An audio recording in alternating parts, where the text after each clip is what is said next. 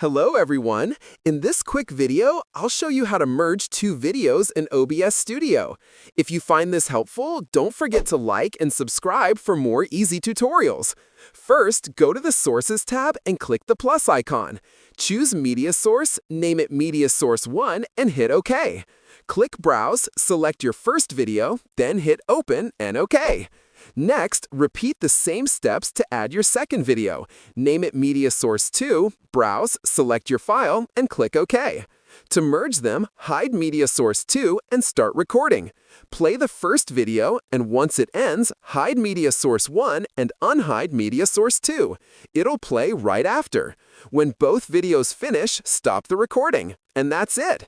You've successfully merged two videos in OBS Studio.